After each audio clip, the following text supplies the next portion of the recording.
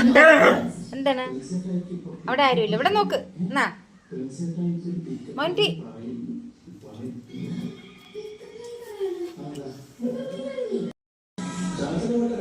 നോക്കട്ടെ.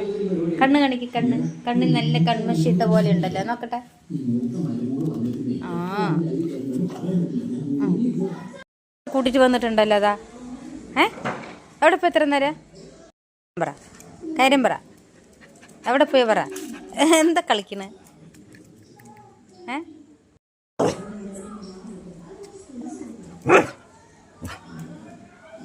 മോൻറ്റി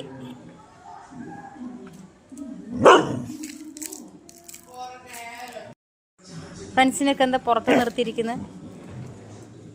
അവരെ വിളിച്ചിട്ട് വാ.